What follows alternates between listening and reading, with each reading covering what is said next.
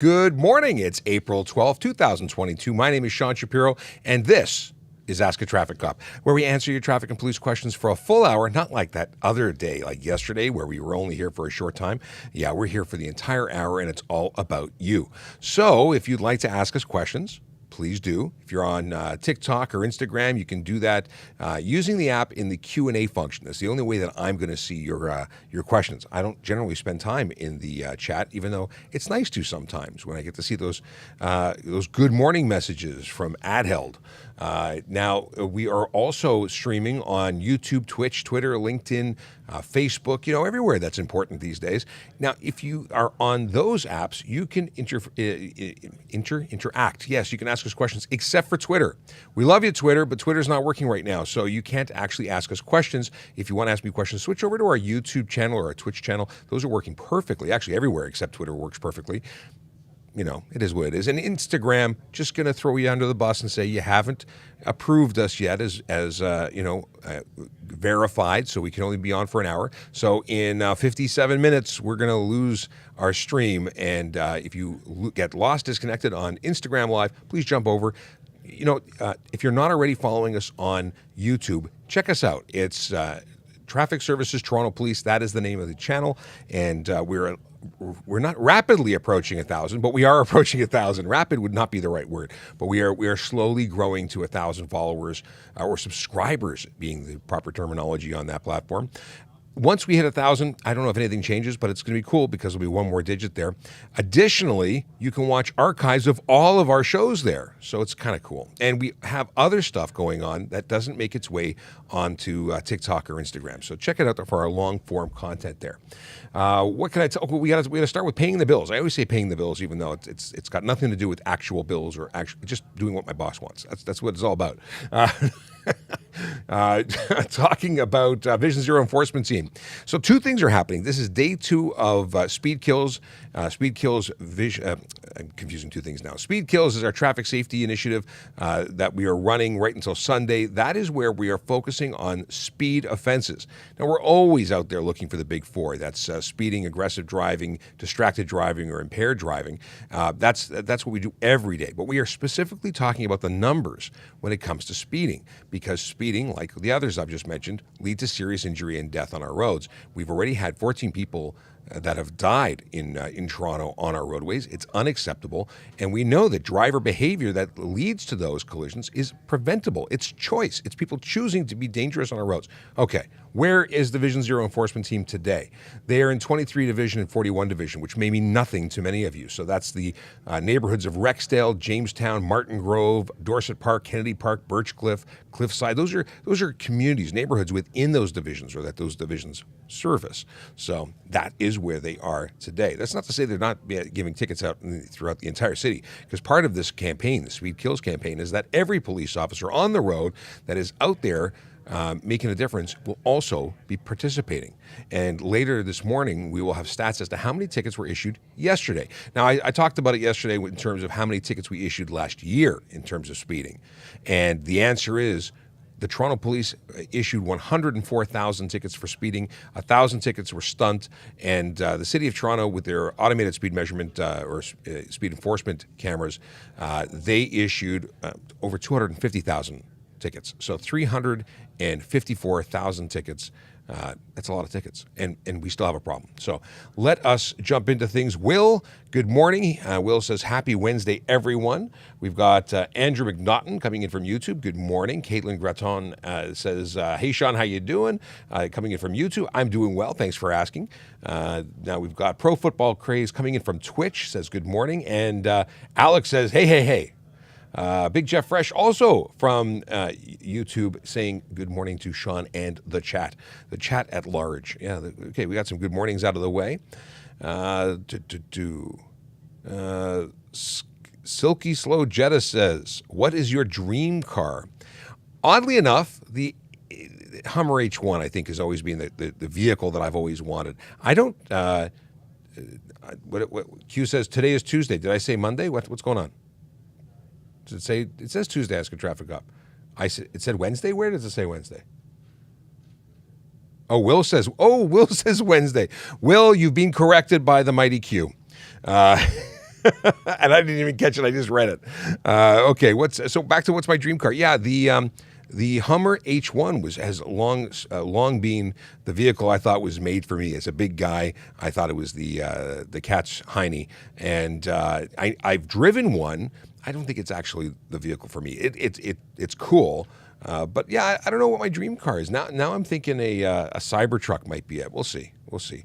I am one of the few, the proud, the people who have $150 less in their pocket because they put a reservation down on a Cybertruck. We'll see if they ever get made and what they look like when they finally are. Let's see here. Ooh, Ryan Pins is a 96 Dodge Viper. Why a 96? Yeah, and Alex says, I did say Wednesday. I was reading, though. Okay, back and forth. All right, Mr. I don't know what your username is, but it's Mr. Something Keen. Okay. Why does stunt driving POA hold a 2-week suspension when an impaired charge only holds 1 week? It's actually not a 2-week suspension. It is a 30-day suspension. The 30-day suspension on stunt driving and a 2-week impound of the vehicle. The whys, I couldn't tell you. Maybe they haven't updated the impaired yet, but that is what it is. Impaired driving holds a 30-day suspension and a 14-day impound, and that is it continues every time that you are caught roadside. But there are additional suspensions once you actually go before the courts. So you're on your first conviction, it's 1 to 3 years suspension, and on your second, it's is it 3 to 6 years or 3 to 10 years, and then your third is going to be lifetime. Okay. Let's see here. Here's a question. If you cops see a Tesla self-driving and the guy, I'm assuming there's going to be a part 2 here, and the guy, where's the rest? Yeah, I don't see the rest of your question, dirt bike. Let's see here. I'm assuming, I don't know what I'm assuming. I was going to say you're probably asking questions about I have no idea what you're asking. If we see a Tesla that's self-driving, and we'll assume the question is, and the guy's on his phone, is it still an offense? Yes, it is. If you're driving, you're driving. It's not a matter of just being a passenger. It's not an autonomous vehicle. It's just something that does a little of the work for you. Boop the Snoop and share the live. Oh, thank you very much for reminding me, Q.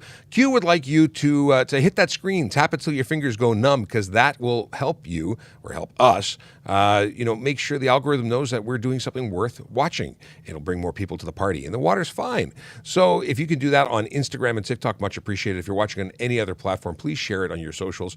And if you're not following us, please do subscribe, follow, depending on where you are. We much appreciate the help. We're just trying to make the road safer and educate other people about things and stuff. So if you ask questions, they and everybody likely have the same questions. So want to be a hero? Share the knowledge. People always love it when you share knowledge. Mark Anthony says no audio. No audio where? You have no audio? I think everybody else is hearing me. If you're not hearing me, you might have an issue. Yes. Okay. Jim Wallace says, are mirrors required on motorcycles, one or both? One mirror is required on a motorcycle and a car, actually. Motor vehicles only require one mirror to the rear, one clear view to the rear. And that is, so if you had a Jeep, for instance, you took the doors off. Well, those are door-mounted mirrors. As long as you have a clear view to the rear with the rear view windshield-mounted mirror, you're legal. Now, you're not the safest, but you are legal. More mirrors, the barrier. I don't think there's a maximum number of mirrors. I've seen some pretty wacky Vespas with many, many, many mirrors, but that's another story. What is this? When a bus stops at train tracks, do I stop too? If you don't stop, you run the risk of driving into them. So, it depends on how many lanes there are. You're not required to stop. Buses are required to stop. That being said, if they stop, I would suggest stopping so you don't hit them. But if you're not in the same lane as them, then you can proceed. Now, hopefully they don't know something that you don't know. Hopefully there you go. Okay, Here's a question. A question? Yeah. Okay. If I record a stupid road rage driver, how can I report it? A stupid road rage driver. If you're recording stuff, you can certainly make reports, depending on the jurisdiction. If you're in an area, if you're in Toronto, you can make reports online. Assuming it's not criminal, because criminal you'd actually want to call the police. But if it's something that's just driving behavior, you can certainly make a report online in regards to a specific vehicle. You can add a YouTube link or a link where you've stored it on your Dropbox and share the video with us.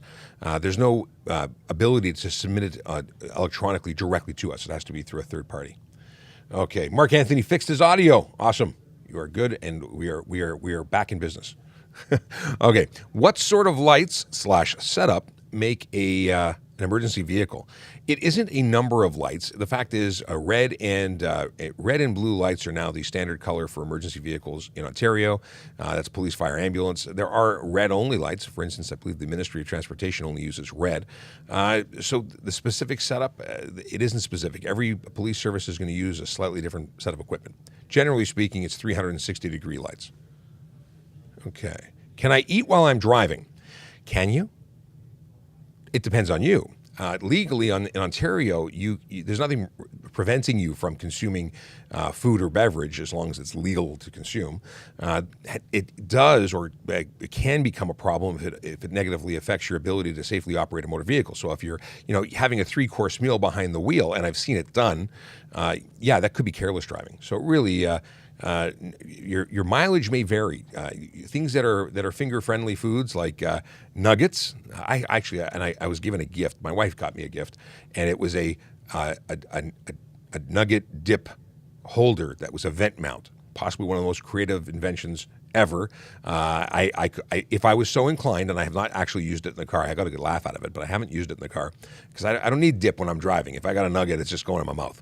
I don't get into dipping. But the fact is, it's a kind of cool idea. So something that can be eaten safely, and if you talk to the safe driver, Scott Marshall, who is a podcaster and TikToker and blogger, he will tell you that a Werther's, I think he used the example of a Werther's mint is the extent of what he thinks is okay to consume. But that's it. Again, if it doesn't affect your driving, you should be okay.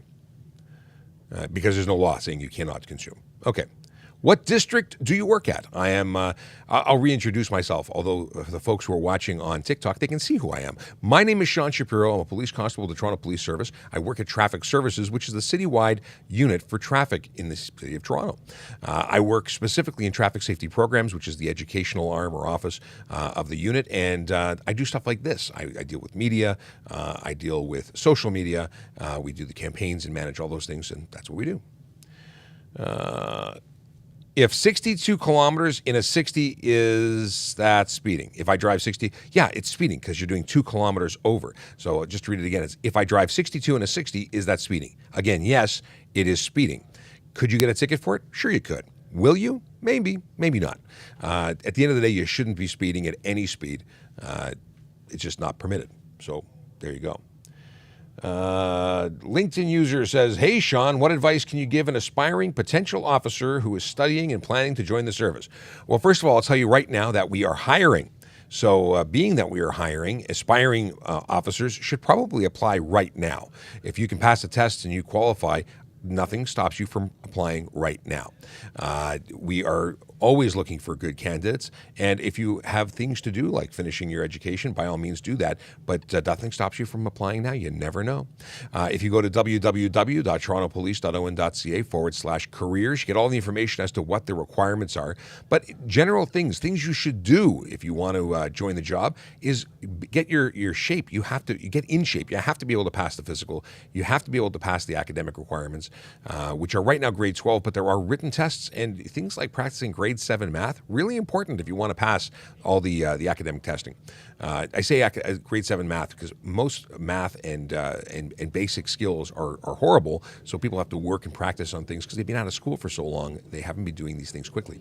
So those are really good things to do. We talked about education, physical, what else? Volunteerism, volunteer in your community. Give back to the community you want to serve or claim that you want to serve. Also, driving record. Holy moly, people apply to the police service not realizing that if you can't follow the rules of the road, how would you be expected to, or relied on to enforce the rules of the road? So be a good driver, be a safe driver. If you want to be a police officer, that's important. Tips on fighting speeding tickets. You know what? I can't give you tips on fighting them. I can give you tips on not getting them. You know how you do that? You don't speed. That's the ticket. The ticket is don't speed. I write tickets. I don't defend tickets. You could always hire someone or get the guide to defendants for POA court. It's available for free online. They can explain how the court system works. Yeah, you're on your own when you get a ticket. Can I drive barefoot? Absolutely. You can. It's not the safest option, but it is legal in Ontario. Let's see here. I want to see. Okay. Akela Draconis joins us on YouTube with greetings and salutations, and wanted to add a tidbit. And he writes, "Food for thought. What happens if you choke while eating while driving?" The answer is possibly a collision. So there are things to think about when you're consuming food or drink while you're driving. Someone is calling me, but I cannot answer. Okay. Let's see here. Can you drive between provinces with only a learner's permit? Well, with a learner's permit. Oh, I'm gonna put you guys on hold because it is Sergeant Kulik who's calling me. One moment, please. Q, if you want to sing a song, by all means. Q, sing a song? I don't know about that. Okay. Do dogs need a seatbelt when driving?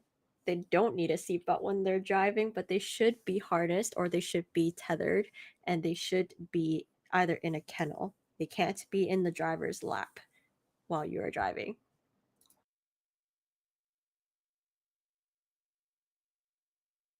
Oh, he's still on the phone. Okay. Dogs cannot drive, but you cannot have dogs in your lap. It's called driving while crowded. How was the song? Did everyone enjoy the song? Did you mute me too? I didn't. I answered the question. I did not about mute dogs you. No, being you were not muted. But did you hear me? I heard. I only heard from one ear. Stream is. Sorry, just going to text Sarge. Stream is live. Missed your call. Okay. Let's see here. We were talking about dogs driving, not dogs driving. Tethered. Yes, they must be tethered if you're driving. It's not that a legal requirement, but it is the safest thing to do. You want to make sure that in the event of a collision, they are not either injured as a result of the collision. So backseat tethered is the best place, or in a transport, in a carrier, cage, whatever you want to call it. What is that called? The actual name of it escapes me. Oh. The kennel? Apparently. Not the kennel? Maybe it's not a porta kennel. I don't know what it's called. So backseat, tethered, or in the box with the door. And let's see here. It's the song that never ends, Ryan Pinson. So a crate. Mike Liebman, who's an auxiliary sergeant, acting staff sergeant, just texted and said a crate. And Akela Draconis also said crate. Thank you for filling in with words that I was looking for.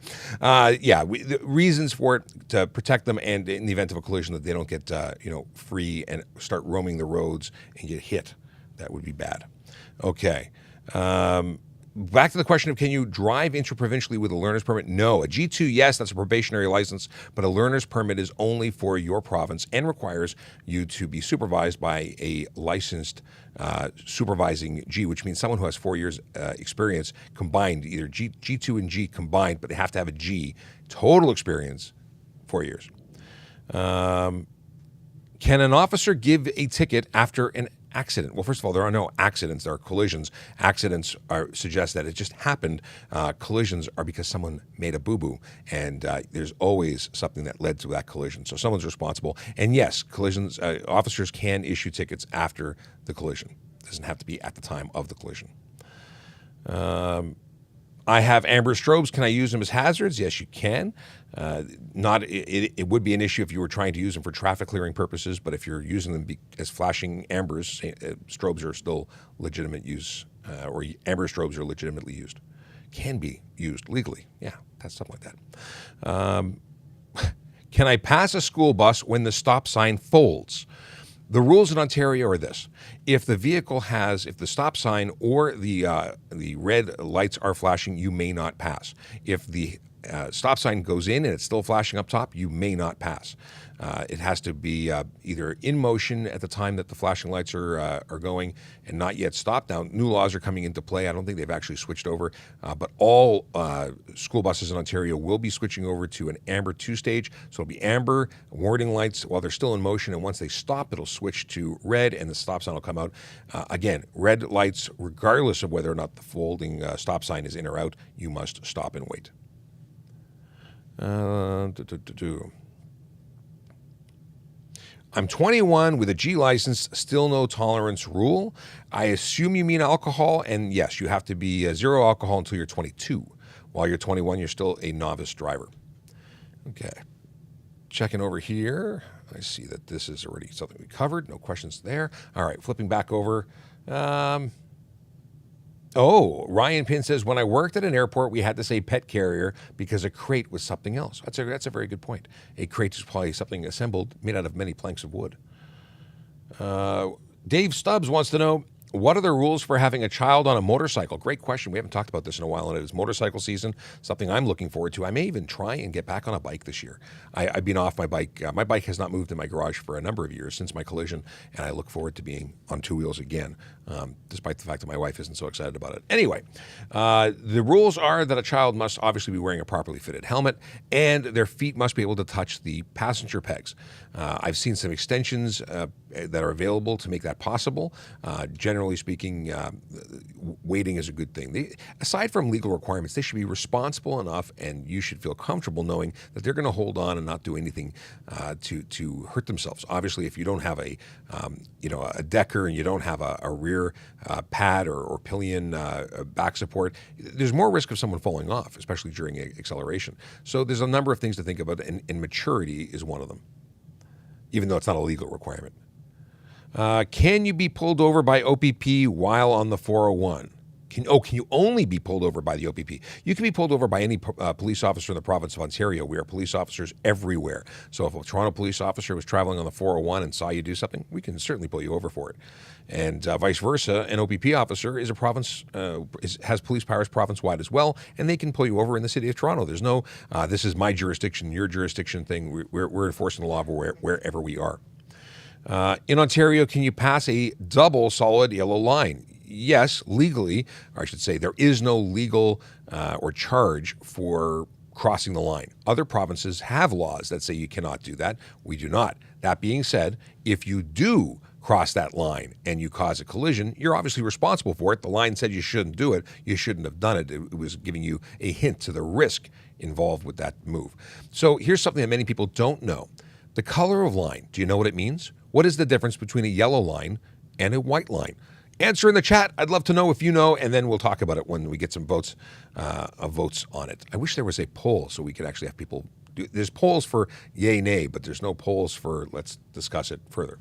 Okay. Boom, boom, boom. Here's a question from Caitlin. How often are police officers running plates if they're behind us at a red light? That's going to depend based on the officer. There's no specific number that I can give you. I know that in the province of Ontario, we're going to be getting automated plate readers soon. More and more police officers or services will be adopting that technology, which will mean everyone is going to be on all the time, because as soon as a camera sees it, it'll automatically acknowledge it and check it against whether or not it's valid, if the owner is licensed, and so on. Things will happen automatically, and then it'll notify us. But right now, I mean, if I was at a stop, I would check regularly everything around me, because that's what I would do at a stop. But that was just me. Cool. On the bus topic, Big Jeff Fresh says, where do you have to stop? Is it behind the bus or just behind the stop sign on the bus? You have to be more than 20 meters behind the bus proper. Obviously, if it stops and you're already within 20 meters because you were behind it, then that's different. You're not going to be charged for it. But once it's stopped and you approach, you should stop more than 20 meters. Okay. How could I get out of a speed camera ticket? I don't know how you fight a ticket that has photographic evidence supported by speed measurement. So I don't know. And the truth is, I would say pay it and then don't do it again. Because the whole idea is to prevent you from, or to give you a lesson so that you don't do it again. That's the whole idea of tickets. Motivate you or dissuade you from breaking the law. I'm scrolling back to see if we had any votes. Did you see any votes? People saying the difference between white and yellow? Because I got Caitlin with answers. Is she the only answer? Probably. Okay, we're going to go with the answer. White lines, very, very accurately represented here in the chat from Caitlin. Yeah, white lines mean that the person or vehicle on the other side of that white line is traveling in the same direction as you. Yellow line separates opposite directions. So if you're driving down the road, now everyone's going to drive staring at lines going, oh, I didn't notice that, because most people don't know. Same direction, white lines, opposite direction, yellow lines. Now, obviously, we know that a hashed line says it's safe to pass and a solid line means you can't or shouldn't, but it's not the law. It's just informational. Banners on the windshield of a car. How big is too big? Sorry, say that one more time. Banners on the windshield of a car. How big is too big? Well, anything that is in the area swept by your windshield wipers is too big. So if you have a sticker, it must be small enough to be only placed in the areas where your windshield wipers don't go. As soon as they go in that area, you're obstructing your vision, because that is the area expected for you to see through. Okay. I'm going to remove a racist or potentially racist comment. That's not appreciated. Please be kind here. We're all friends, and we're all trying to get questions answered. At least I'm answering the questions that you have. And when people decide to be, let's see, unfriendly towards others, well, we're going to ban you or remove you. Can you match a cop's speed? As long as they're going within the speed limit, then yeah, but assuming they're doing it safely, because they're legally, police, fire, and ambulance are legally allowed to exceed the speed limit while you are not. So if they are speeding and you decide to go beside them, they might pull you over, and rightfully so, because you are speeding and they are legally exceeding the speed limit while you are not. I find that always to be an interesting question. I don't know why anyone would think they could. Okay. Is a tracked vehicle legally allowed on the roads? Good question from Andrew McNaughton. If you mean a tank, or you mean like some kind of off-road vehicle, military tanks may be able to do it in certain situations. Generally speaking, tracked vehicles are not to be on the road. We don't allow off-road vehicles. So there you go. Hey, Emma, what's going on? Emma's in the house. I didn't say that very house-like. Goodness. Do you need to signal in a roundabout? Well, here's the thing. You don't signal into a roundabout because that's the direction of the road. You signal out of a roundabout. Yes, you do. You should. And it is proper etiquette to signal your intention to leave the roundabout. And you could be charged for failing to signal if you do not signal your intention to leave. What are the laws around motorized bicycles? Motorized bicycles, if you mean e-bikes, because there's a designation. If they qualify for e-bikes status, which means they don't exceed 32 kilometers an hour, they have proper braking, and there's actually a ton of information that if you go online and googly go it, you'll get.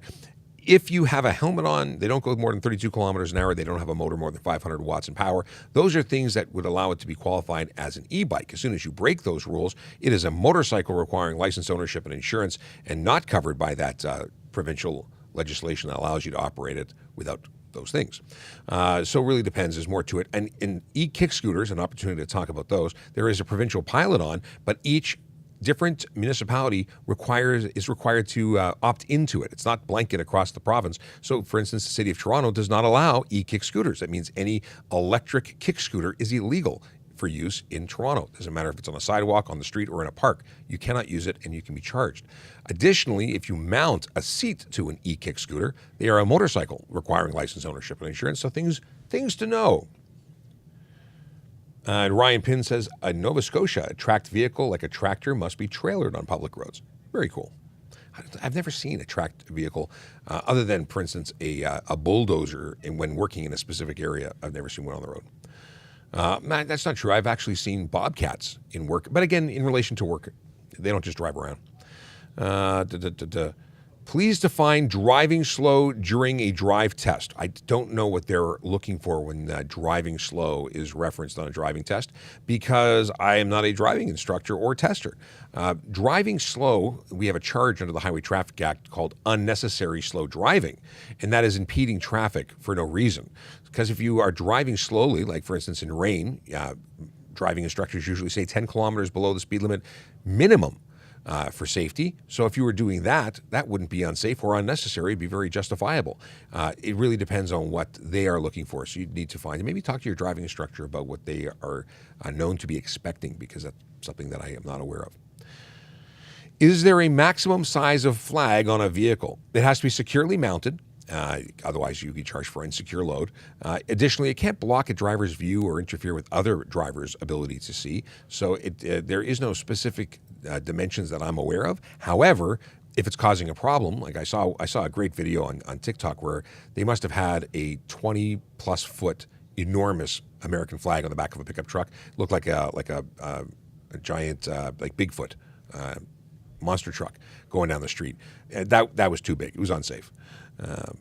Okay, what's the fine for jaywalking? Jaywalking isn't a charge in Ontario, so I don't know what it would be, wherever it would be. There are fines for not using a crosswalk in proximity to a crosswalk within 50 meters, I believe, and that's a bylaw, not a jaywalking fine per se. Crossing the street mid-block is not illegal; it just has to be done safely. Okay, we have a lot of people in our office today that don't realize we're broadcasting, so they may be loud when they walk by. Let's see here. Okay. Can police take police cars back home with them? Generally speaking, marked vehicles don't travel with police officers. That's not to say they can't, and some police services do permit it. It really depends on where you work. Let's see here. Margin of ticketing for speed cameras 6 kilometers over ? I don't know, and I say that because we don't actually control those. That's the City of Toronto in Toronto that does it. Different jurisdictions set it differently, so it could be different everywhere you go. However, in Toronto, we aren't told the specific number.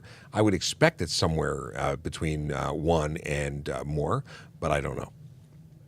The idea is not to speed, and knowing it just means that you'd be speeding to that amount before you'd worry. So it's better to worry at 1 over and simply not speed. Okay, we got repeat. Oh boy, Lee, is it Lee Sota asked this question. I didn't realize you were spamming. Otherwise, I would have absolutely ignored your question. Please don't spam. Asking a question 5 times is generally not helping your case to get it answered. I happened to miss the fact that it was asked repeatedly. Again, otherwise I would have ignored it. Please be kind to everyone else. Everyone gets a shot. We get to everyone's as soon as we can. Caitlin wants to know, should we pull over to the left or the right when moving for emergency vehicles to pass? Everyone seems to go everywhere. Thanks for bringing it up, Caitlin. That's a great question, and it depends on what kind of road you're on.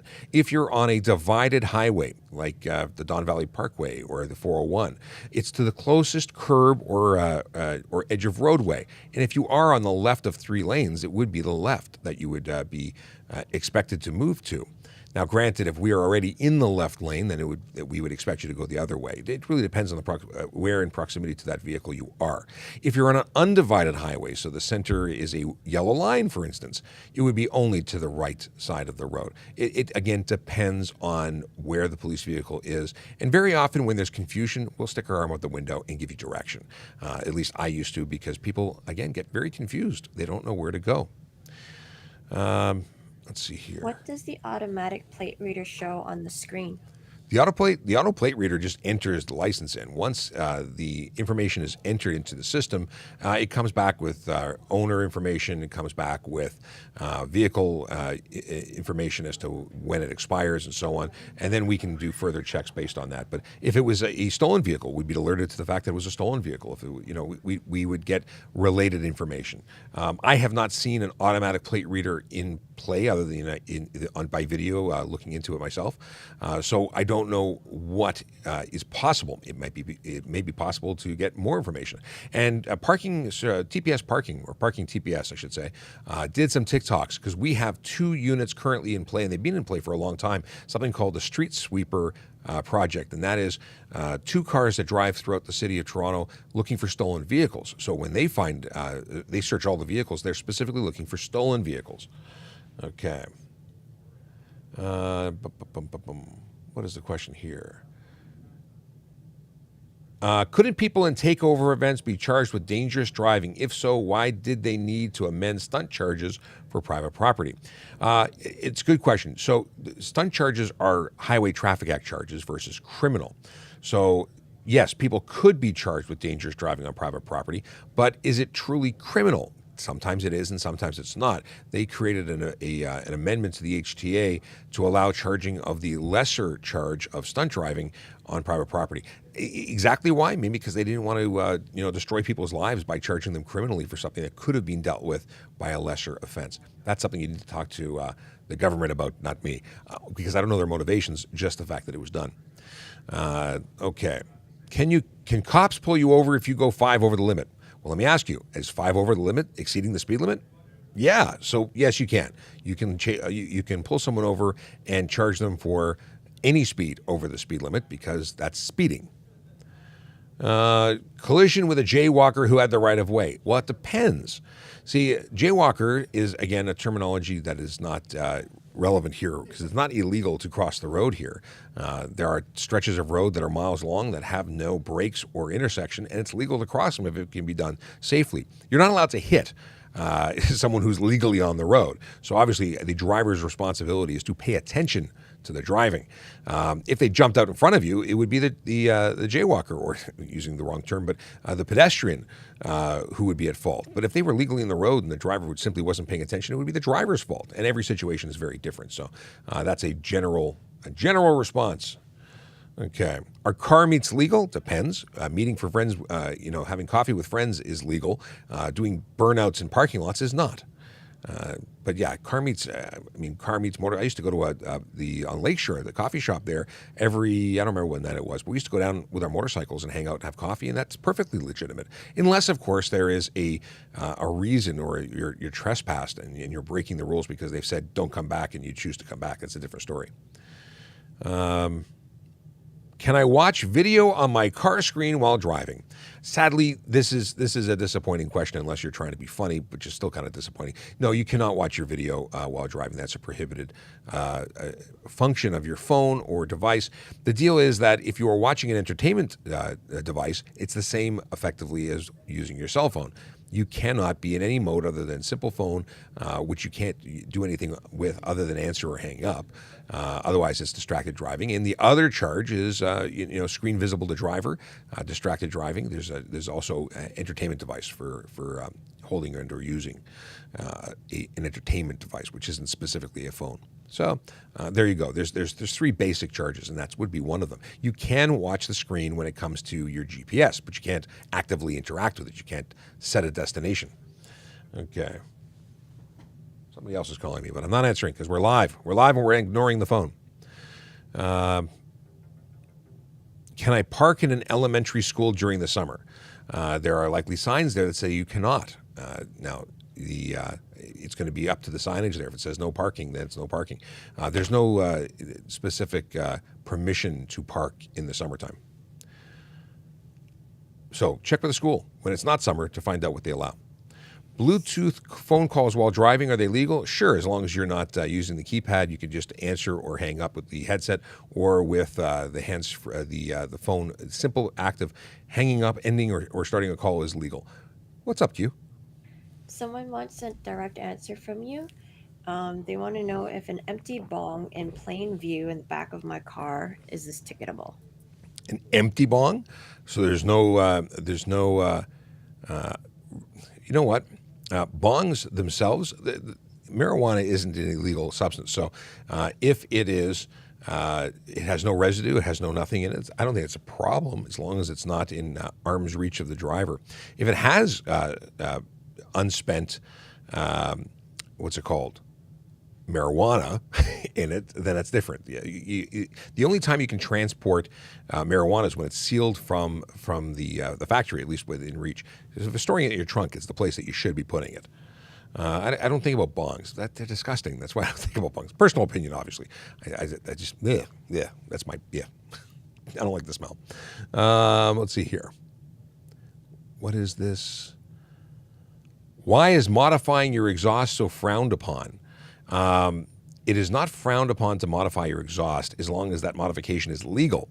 When you do something to create unnecessary noise, it's illegal. Nobody wants to hear your vehicle. Just you think it's cool. So, or maybe you and a group of friends. generally speaking, modifications that are legal, and modifications that are illegal are not. So when you're annoying people and the community can't sleep because you're buzzing by, that's a problem. Having an exhaust that sounds better isn't a problem, as long as it's doing everything that it's supposed to be legally on the road. Okay. Is it illegal to wrap your license plates? You cannot modify your license plates in any way, shape, or form. You cannot put a plate cover or frame on it even. So yeah, it's illegal. Now, wrapping it is actually more illegal than just putting a plate cover. Plate cover is $110. Wrapping or modifying your license plate is actually an arrestable offense. So don't do that. Is it illegal for passengers to drink in a car? Absolutely, it's illegal for passengers to drink in a car. You can't have open alcohol in a car.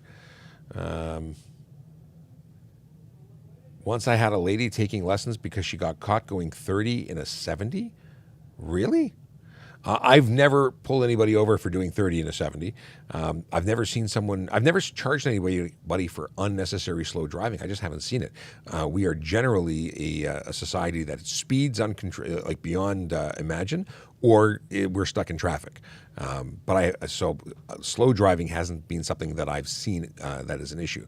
Obviously, I've been in my personal car where someone is going well below the speed limit in the wrong lane, and that's annoying. People should drive in the passing lane to pass, and that does not mean you pass at 20 over the limit. It's up to the speed limit. So if someone wants to do 80 and 100, stay to the right. And the people who want to do 100, go to the left. That's just the way it's supposed to go. And if you're not actively passing, go back into the right. Why is front tint illegal? What is the issue? The issue is it reduces the amount of light that comes through the front windshield, prevents you from seeing because you require light to see. Additionally, at night, you require more light to see, and it also prevents us from seeing inside. Now, there are legal requirements for the windows left and right of the driver, but ultimately, we need to be able to see what you're doing inside your vehicle. Are you wearing your seatbelt? Are you drinking? Are you using your cell phone? These are all legitimate reasons for police to see inside your vehicle, as well as pedestrians who are out there, people who are involved in motor vehicle collisions, and the driver takes off and they have no description of the driver because they have tinted windows that are too dark. These are all reasons why we need to be able to see it. But front tint, it's because it obstructs the driver's view, and not many people appreciate just how much light you need to see. So there you go. And I know there are areas and other places that may allow it. Simply not permitted here, and we would pull your car off the road for it. So you could either remove the tint, and I've seen people peel it off at the side of the road, or we could pull your plates, and you can go get it safetied and removed professionally. What is this?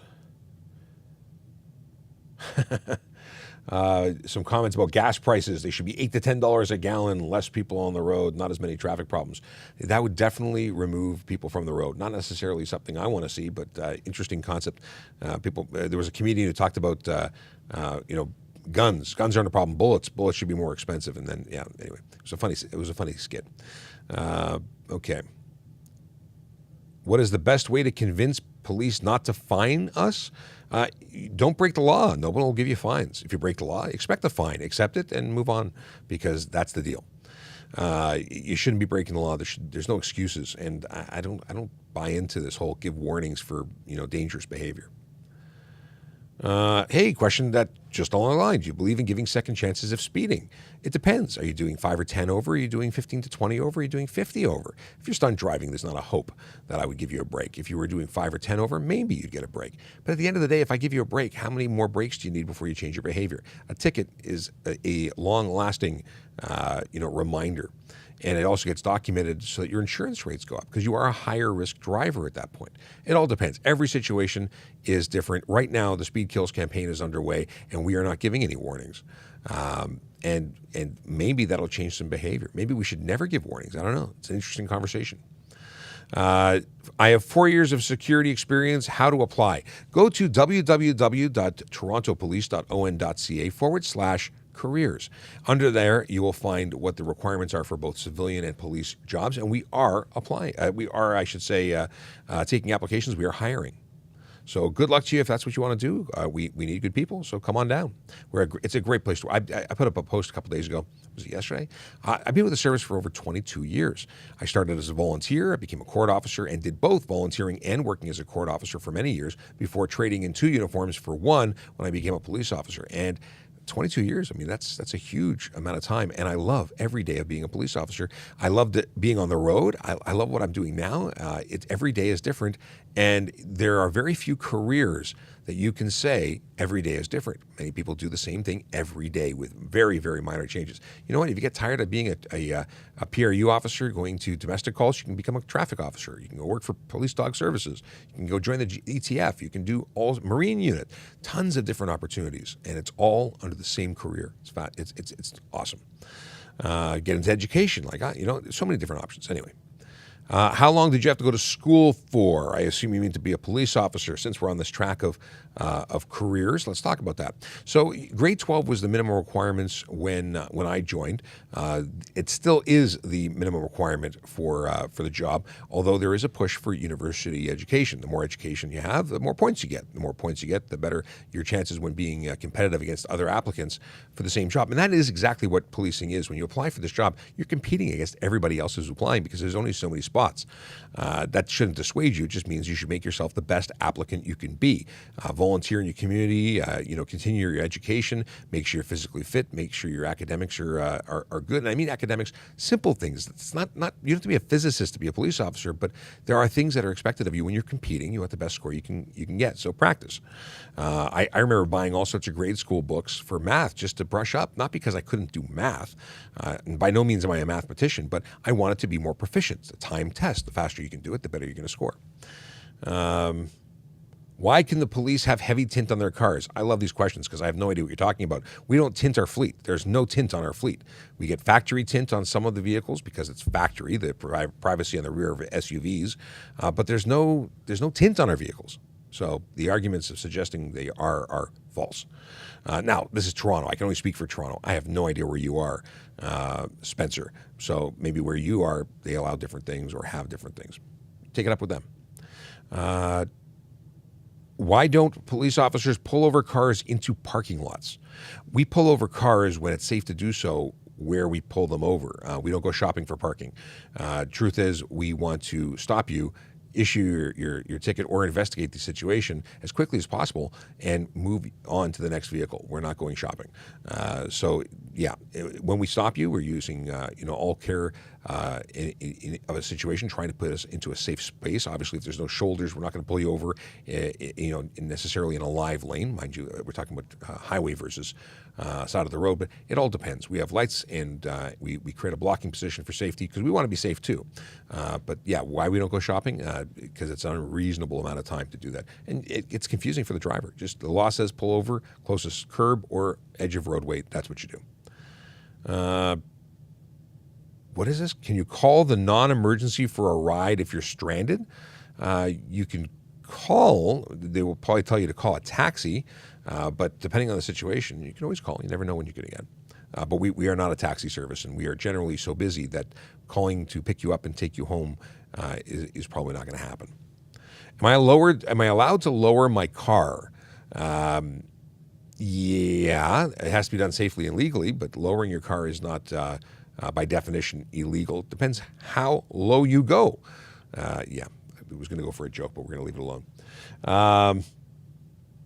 How can you report very loud mufflers like cherry poppers? You can do that on our website, www.torontopolice.on.ca/CORE. There's an area for reporting specific driver or vehicle issues.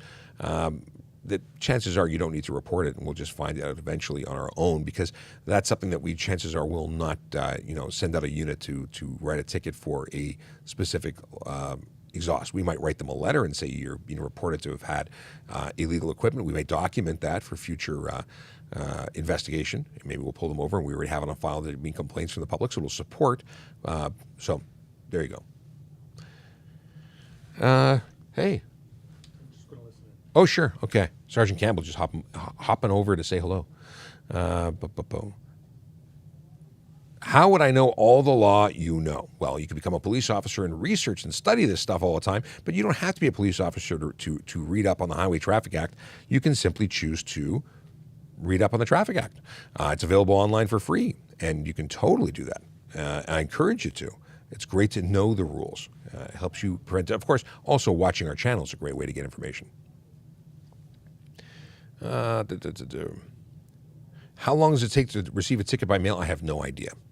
Fortunately, I don't receive tickets by mail, so I've never had an opportunity to do that sort of Disney line thing where you take the red card and you wait. I've heard of it being very quick, and I've heard of it taking a very long time. If you are expecting a ticket and nothing arrives, happy days. After what speed do you stop chasing when cars run? It's based on safety and based on the risk to public safety. So we would take every situation on its own merit and try and protect the community. Chances are we won't engage in a pursuit at all. We want to identify the vehicle and the driver prior to even turning the lights on. We'll just meet you at your house, issue a ticket, or arrest you. We don't need to chase you. That's not smart. Let's see here. Can I put a knife in my car for my safety? Carrying weapons, because you're saying for your safety, I'm assuming it's not to cut yourself out of the car, because you can carry tools and use things to cut seatbelts and open letters. That's different. If you're carrying something for self-defense and it's a weapon, can you have a knife? If you're concealing it, depends on the situation.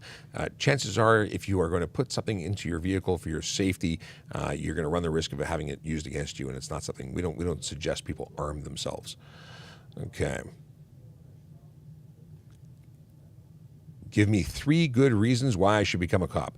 If I have to give you reasons, then this isn't. I don't do a sales pitch on being a police officer. I think it's a calling. I think it's something you do because you want to serve your community, because you want to do the right thing and protect other people. But I can't give you 3 sales pitch reasons to become a police officer. I mean, I think I just did. While not trying to. But I don't think selling people on this job is the right thing to do.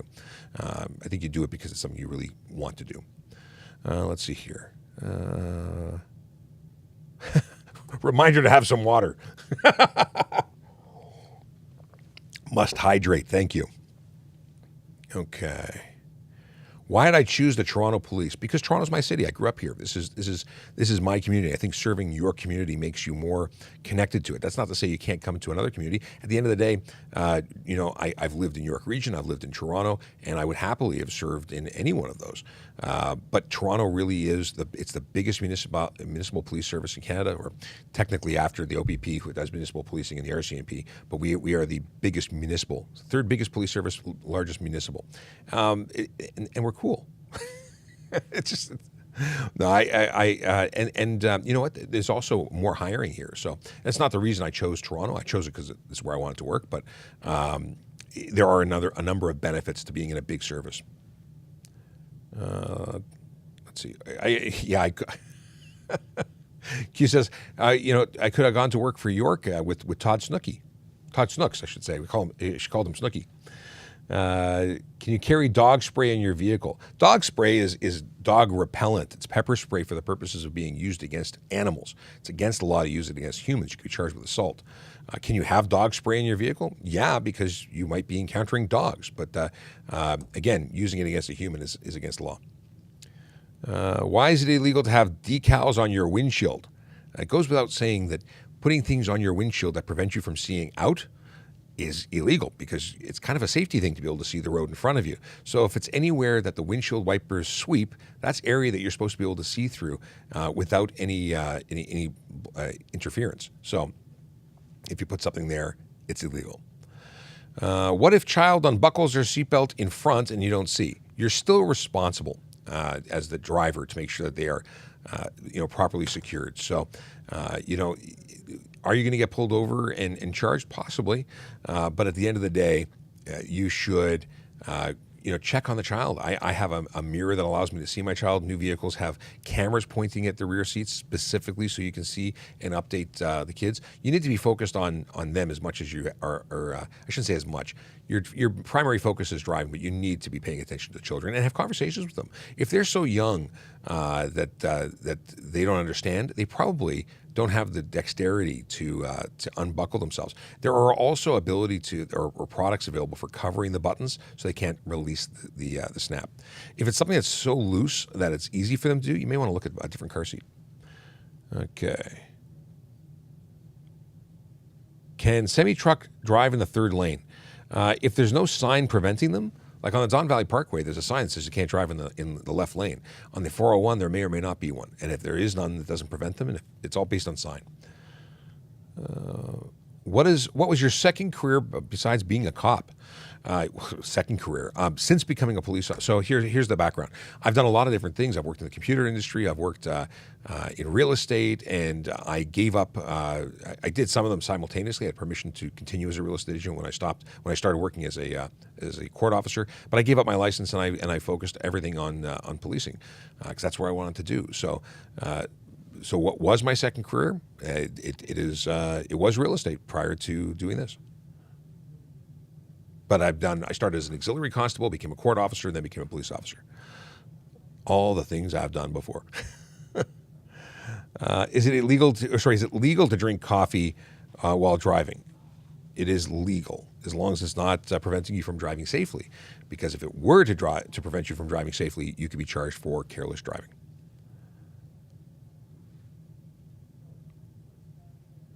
I'm confused, Q. What were you doing? What are you talking about? Well, the lights dimmed a bit. I didn't touch anything. I don't know. Okay. Apparently, the lights went out in the city. What is No, this? just in your studio. No. I don't know what happened. Maybe the phone is possessed. E-bikes usually are anywhere. What is this? STS don't. E-bikes usually are anywhere on streets, don't follow the laws. That's a rider situation. Some riders choose to follow the laws and some don't. But e-bikes, as long as they're following the rules, are legal to be used on the road. I don't know really where you're going with the question, but yeah, if you've got more to that, let me know. Why did you give up real estate more money than being a cop? Like I said, being a cop is a calling, and serving your community and doing good things is something that was important to me. It's not all about money. But you're right. It can be more money in real estate. But you got to love what you do, and I love what I do. Do you have to be a Canadian citizen to be a police officer? No, you have to be a permanent resident. You have to have the legal right to work. So check out our website, www.torontopolice.owen.ca/careers for more information about the job postings and what the requirements are. How can I pay my speeding ticket for Ontario? You can go to the MTO. I think you can go to any bank. You can go to the ministry counter. I think that, where else could you go? Courts, I think, will accept payments. The instructions are on the back of the ticket, so check it out. Here. What about a small sticker well outside the wiper path? Small stickers outside your wiper path are likely not going to be an issue, like your oil reminder sticker or your certification for safety on a commercial motor vehicle. The what's it called? The device, not an issue. But when it's inside that path of windshield wiper path of windshield wiper path, then that's an issue. What is the charge for stunt driving? Stunt driving. What do you mean? Do you mean what happens? What are the implications? Well, the consequences, I should say. Roadside suspension of 30 days, 14-day vehicle impound, and then there's, of course, the charge itself, which you are then sent to court to deal with. The consequences in court for the first conviction could be 1 to 3 year suspension, up to, I think, $10,000, $1 to $10,000 fine. Is it up to 6 months in jail as well? I think it is up to 6 months in jail. And it goes up based on further further convictions. 20 seconds left before Instagram says goodbye. If you want to continue with us for another couple minutes, you can always jump over to YouTube. Just wanted to say that you must do a mandatory training course. Oh yes, and the new changes to the stunt driving is that there is mandatory training courses now. So if you don't take the course, you will nullify your license, and that's new only in the last within a month that it came into play. It's very interesting. I got to make a video about that because there's a lot of questions about the training course, and it is something that's been in the States for a long time, where you had to go to driver's school if you get a boo-boo, like if you get a ticket. It could be minor tickets. For us, it's major tickets. But that's going to be very interesting to see how that continues. I don't know if anyone's gone to driver's school. There are some courses that have had driver's school in the past for impaired and whatnot. Yeah. Let's see here. If bicycles are on the road, must they follow road rules? Absolutely, they have to follow the rules of the road. And rules of the road is a subsect of rules when it deals with things like stop signs, signaling. All those things are required by cyclists. Speed enforcement isn't something that you can charge a cyclist, but if a cycle is traveling above the speed limit, they're really working for it. It's If I get a ticket and suspension in a car, does it also affect my motorcycle record, and will it affect my my motorcycle insurance? Yeah, you're driving. So you have conditions or endorsements on your driver's license. You have an M, or you have a G, or you have what have you, and that allows you to operate a certain class. But if you get a charge in one, it is a charge on all. Your license is one license. It just has different endorsements allowing you to drive different types of vehicles. So yeah, and when an insurance company looks at your insurance, they go high risk driver, and it doesn't matter what you committed the offense on. They see it, and they are not impressed. They do not like that. I mean, an insurance company is basically calculating how much money, or the chance or likelihood that you will cost them money, and they are charging you rates based on how you look on paper. So every ticket, no matter how minor, could affect your insurance, and it's entirely up to them. It's not something regulated by the province. It's going to be their determination as to your risk to them, which is why people who have a lot of tickets tend to pay a lot of money, and why tickets are a way of dissuading people from committing the offenses. Because if you don't break the rules, you don't get a ticket, the insurance company doesn't find out because there's nothing to find out, and you're a better risk to them, or than somebody else. John, that can include on-road vehicles and vessels as well. Oh, so boating and off-road vehicles can come into play there? Yep, free insurance as well. Really? Yep, well. We should put you on mic. We should. Yes, especially if things like impaired driving. If you get impaired driving in a vessel, it's equal. Well, sure, that makes a total sense, because it's and you lose your driver's license, even if you're in a boat or on a snowmobile or on an off-road vehicle and get charged with impaired driving, you lose your ability to drive anything. And that makes sense. If you're going to be responsible for something off-road that could hurt or kill someone, then it's the same thing. You're making bad decisions everywhere, and it's all about judging you. That's what we're doing. They're judging you. Let's see here. Here. Akila says, I thought if there was driver refresh training if you hit a certain point level. There might be, but this is going to be specific to the charge. Okay, what if I get a ticket? What if it's a ticket for being on your phone? You can't use your phone and ride a bike. Actually, cyclists aren't covered under the distracted driving regulations for using your handheld. That is specific to motor vehicles. That's not to say that they should, because it's dangerous for anyone to have their attention divided between things and not focused on the task at hand of riding or driving. But it isn't illegal, so we can't charge them for it. Maybe that'll come sometime in the future. Like, there might be a day when cyclists need a license to operate on a city street. It just isn't here yet, although people have suggested it. G1 driver without a G driver in the car suggestions. Suggestions? Don't do it. It's against the law. You are required to be supervised by a qualified G, which means that the person who's supervising you in the front passenger seat has a G-class license and 4 years experience. That experience starts when they get their G2 license. And the implications or consequences are 30-day suspension on your first conviction, 90-day suspension on your second. On your third, you get kicked out of the graduated licensing program. You're not covered by insurance for any collision that you might get involved in. And that's never mind getting involved with things where they find out, because good luck trying to get your license if you can't follow the basic rules as a G1 driver. So if you were in a collision, they'd probably deny you your claim, because again, you're not a licensed driver. And the person who lent you the car and gave you permission to operate that motor vehicle without a license, they can be charged under the Highway Traffic Act as well. If you took the car without permission, drive motor vehicle without consent, you start getting into criminal things. I mean, if you stole the car, that's a whole different issue. But not a good path to be going down. We just hit the 4 minutes after 11. We were only going to 11, so I'm going to pick another question, and we're going to wrap up the day, because I have to go find out what the final stats are for yesterday's campaign results for how many charges for speeding were laid in the City of Toronto, and then I got to make that video and post that video. But I've got another video that's a lot of fun. I look forward to sharing it with you, so I'm going to post that once the live is done, and then I'll put another one up as soon as I have the content, the details. Okay. Did you ever get tickets? I'm assuming this is Did I ever get tickets maybe before becoming a police officer? I haven't received a ticket since becoming a police officer because I haven't been pulled over for breaking any laws. I respect them and I don't want to get in trouble. But I did get tickets as a young person. When I was 16, I ran a stop sign. I didn't even see the stop sign. I went through a stop sign and I was reminded very quickly that there was a stop sign there.